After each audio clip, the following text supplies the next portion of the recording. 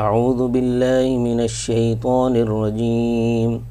بسم اللہ الرحمن الرحیم وَإِذَا قِيلَ لَهُمْ آمِنُوا بِمَا أَنزَلَ اللَّهُ قَالُوا نُؤْمِنُ بِمَا أُنزِلَ عَلَيْنَا وَيَكْفُرُونَ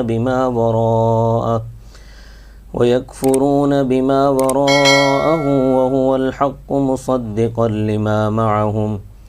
قُلْ فَلِمَ تَقْتُلُونَ أَنْبِيَاءَ اللَّهِ مِنْ قَبْلُ إِن كُنتُم مُّؤْمِنِينَ وَلَقَدْ جَاءَكُم مُّوسَىٰ بِالْبَيِّنَاتِ ثُمَّ اتَّخَذْتُمُ الْعِجْلَ مِن بَعْدِهِ وَأَنْتُمْ ظَالِمُونَ وَإِذْ أَخَذْنَا مِيثَاقَكُمْ وَرَفَعْنَا فَوْقَكُمُ الطُّورَ خُذُوا مَا آتَيْنَاكُمْ بِقُوَّةٍ وَاسْمَعُوا قَالُوا سَمِعْنَا وَعَصَيْنَا وَأُشْرِبُوا فِي قُلُوبِهِمُ الْعِجْلَ بِكُفْرِهِمْ قُلْ بِئْسَ مَا يَأْمُرُكُمْ بِهِ إِيمَانُكُمْ إِن كُنتُم مُّؤْمِنِينَ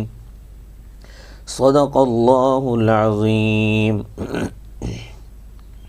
وَإِذَا قِيلَ لَهُمْ، جب ان سے کہا جاتا ہے آمنوا ایمان لاؤ،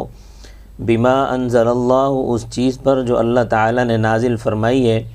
قالوا تو کہتے ہیں نؤمن ہم ایمان رکھتے ہیں، بما انزل علینا اس چیز پر جو ہماری طرف نازل کی گئی، ویکفرون بما وراءہ اور اس کے علاوہ کا انکار کرتے ہیں، وہو الحق حالانکہ وہ حق ہے، مصدقا لما معہم تصدیق کرنے والی ہے اس کی جو ان کے پاس ہے۔ قل آپ صلی اللہ علیہ وسلم کہہ دیں، فلم تقتلون انبیاء اللہ، پس تم کیوں قتل کرتے رہے اللہ تعالیٰ کے پیغمبروں کو، من قبل اس سے پہلے، ان کنتم مؤمنین اگر تم مومن ہو، وَلَقَدْ جَاءَكُم مُوسَىٰ اور البتہ تحقیق تمہارے پاس موسیٰ علیہ السلام لائے، بالبینات واضح دلیلیں، ثم اتخذتم العجل پھر تم نے بچھڑے کو معبود بنا لیا، من بعدہ ان کے جانے کے بعد، وانتم ظالمون اور تم ظالم تھے، وَإِذْ أَخَذْنَا مِيثَاقَكُمْ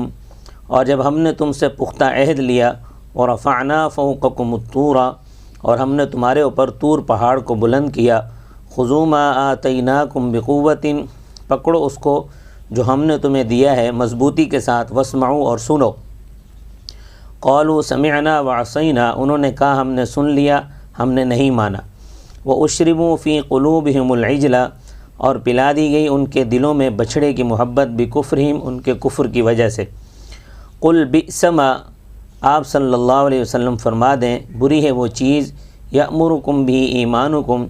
جس کے لیے تمہیں تمہارا ایمان حکم کرتا ہے، ان کنتم مؤمنین اگر تم مومن ہو۔ بنی اسرائیل اور یہودیوں کی برائیوں اور تخریب کاریوں کا ذکر چلا آ رہا ہے،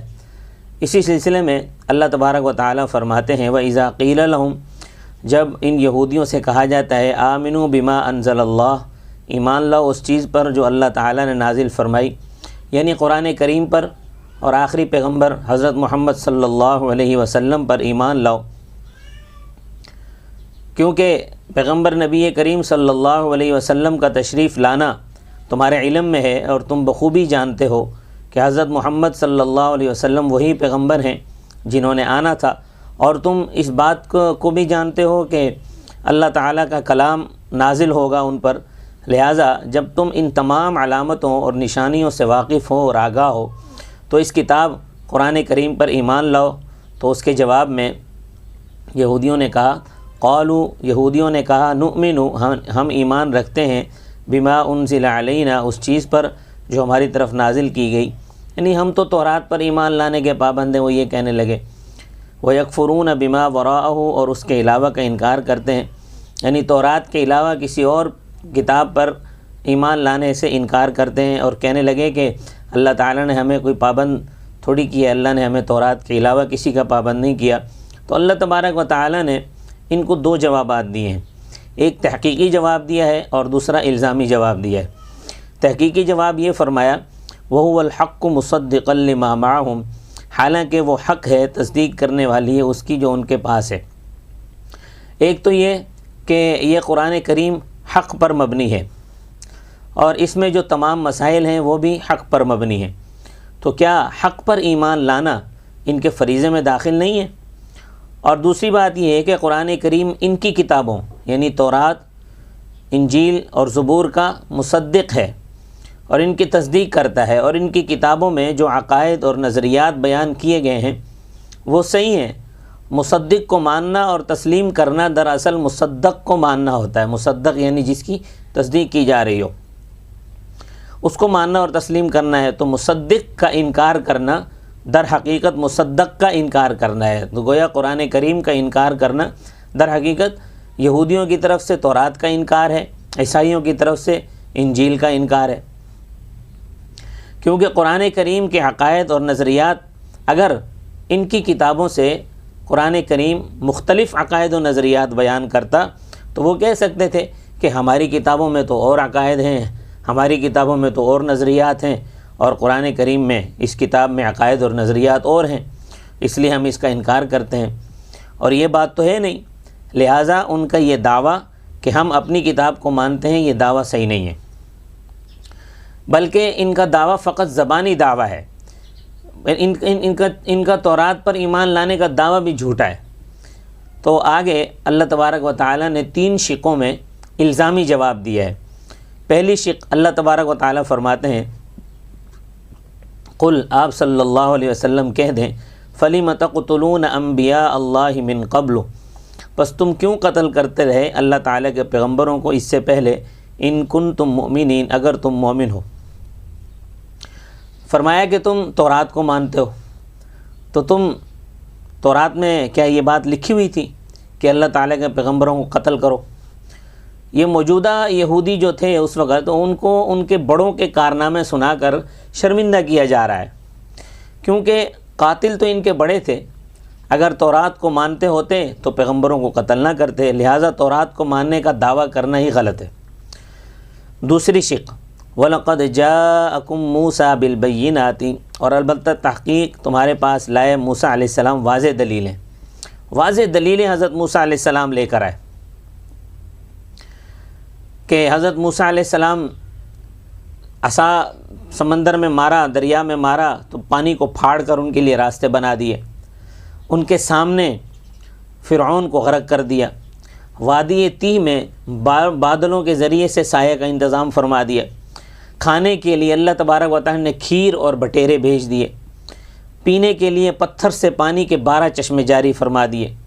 اور بے شمار نشانیاں لے کر موسیٰ علیہ السلام ان کے پاس آئے۔ ثم اتخذتم العجل من بعدہ، پھر تم نے بچھڑے کو معبود بنا لیا ان کے جانے کے بعد۔ یہ ہے تمہارا ایمان کہ جو آڑ بنا کر تم قرآن مجید کو ماننے سے انکار کرتے ہو کہ ہمیں تو حکم ہے کہ صرف تورات پر ایمان لائیں جو ہماری طرف اتارا گیا ہے، تو موسیٰ علیہ السلام نے کیا تمہیں غیر اللہ کی عبادت سے منع نہیں کیا تھا؟ اگر تم ان کی بات مانتے تو بچھڑے کی پوجا نہ کرتے۔ بچھڑے کے متعلق پہلے بھی بیان ہوا ہے اور 16ویں پارے میں بھی اس کی تفصیل آئے گی۔ یہ بنی اسرائیل جب مصر سے آئے تھے تو ان کی عورتیں قبطی عورتوں سے، یعنی فرعونیوں کی جو قوم تھی وہ قبطی کہلاتی تھی، زیور مانگ کر لائی تھی۔ حضرت موسیٰ علیہ السلام نے ان کو زیورات سے منع فرما دیا کہ ان کا استعمال تمہارے لیے جائز نہیں ہے، تو انہوں نے وہ زیورات باہر جنگل میں پھینک دیے، اور چونکہ مال غنیمت کے استعمال کی ان کو اجازت نہیں تھی تو انہوں نے، لیکن ہماری شریعت میں الحمدللہ مال غنیمت استعمال کرنے کی اجازت دی گئی ہے، تو انہوں نے وہ زیورات جنگل میں پھینک دیے۔ بنو اسرائیل کی ایک شاخ تھی قبیلہ بنو سامرہ، اس قبیلے کا ایک آدمی تھا جس کا نام تھا موسیٰ بن ظفر سامری، اس نے وہ زیورات اٹھا لیے، ان کو ڈھال کر اس سے ایک بچھڑا بنایا۔ حضرت جبرائیل علیہ السلام کے گھوڑے کی مٹی اس کے پاس تھی، گھوڑے کے پاؤں کی مٹی اس کے پاس تھی، اس نے سنبھال کے رکھی ہوئی تھی کہ ایک مرتبہ حضرت جبرائیل علیہ السلام اپنے گھوڑے پر سوار کہیں جا رہے تھے تو اس نے دیکھا کہ جہاں اس گھوڑے کا پاؤں پڑتا ہے اور جب وہاں سے پاؤں اٹھتا ہے تو وہاں پہ ہریالی ہو جاتی ہے، تو اس نے سوچا کہ اس مٹی میں کوئی کرشمہ ہے، تو اس نے وہ مٹی جو ہے اٹھا کر اپنے پاس سنبھال لی تھی، اپنے پاس رکھی ہوئی تھی، تو بچھڑا بنا کر اس نے وہ مٹی اس بچھڑے میں ڈالی تو وہ بچھڑا ٹیں ٹیں کرنے لگا، اس میں سے ٹیں ٹیں کی آواز آنے لگی۔ تو اس نے لوگوں کو کہا کہ یہ جو ٹیں ٹیں کی آواز آ رہی ہے یہی تمہارا رب ہے جو اس کے اندر بول رہا ہے۔ اسی وجہ سے موسیٰ کو آنے میں دیر ہو گئی ہے کہ کیونکہ رب تو یہاں ٹیں ٹیں کر رہا ہے اور موسیٰ علیہ السلام وہاں ہیں، وہ کوہ طور پر بیٹھے انتظار کر رہے ہیں۔ تو ان میں ایسے بیوقوف بھی تھے جنہوں نے بچڑے کو رب مان کر، رب جان کر اس کی پوجا کرنا شروع کر دی۔ کوئی اس کے آگے رکوع کر رہا ہے، کوئی اس کے آگے سجدہ کر رہا ہے، کوئی اس کو عطر لگا رہا ہے، کوئی اس پر چادر چڑھا رہا ہے، کوئی کچھ کر رہا ہے، کوئی کچھ کر رہا ہے۔ اس طرح انہوں نے سب نے نہیں، کچھ نے بچڑے کو معبود بنا لیا۔ موسیٰ علیہ السلام کے کوہ طور پر جانے کے بعد تو فرمایا وَأَنْتُمْ ظَالِمُونَ، اور تم ظالم تھے، یعنی بچڑے کو معبود بنا لیا۔ وہ بچڑا ان زیورات سے بنایا گیا تھا جن کا استعمال تمہارے لیے جائز نہیں تھا، تو ان سے رب تیار کرنا کس طرح جائز ہو گیا۔ تیسری شق کہ بنی اسرائیل جب وادی تیہ میں پہنچے، یعنی وادی سینا میں، تو انہوں نے موسیٰ علیہ السلام سے مطالبہ کیا کہ ہمارے لیے کوئی قانون اور کوئی ضابطۂ حیات ہونا چاہیے تاکہ ہم اس کے مطابق زندگی گزاریں، کیونکہ کوئی قوم بغیر آئین کے نہیں چل سکتی۔ تو پہلے ہم فرعون کے غلام تھے تو ہم پر فرعونیوں کا آئین نافذ تھا، اب چونکہ ہم آزاد قوم ہیں اس لیے ہمارے پاس اب اپنا کوئی قانون ہونا چاہیے۔ تو اس مطالبے پر اللہ تبارک و تعالی نے ان کو تورات عطا فرمائی۔ یہ لوگ تورات کو سن کر کہنے لگے کہ یہ تو بہت مشکل ہے، اس کے احکام تو بہت مشکل ہیں، بہت سخت ہیں، ہم اس پر عمل نہیں کر سکتے۔ تو تمہارا یہ کہنا کہ ہم تو اس کو مانتے ہیں جو ہماری طرف نازل کی گئی ہے کس طرح درست ہے؟ تم نے تو انکار کر دیا تھا کہ اس کے احکام بڑے سخت ہیں، ہم ان پر عمل نہیں کر سکتے۔ تو اللہ تعالیٰ فرماتے ہیں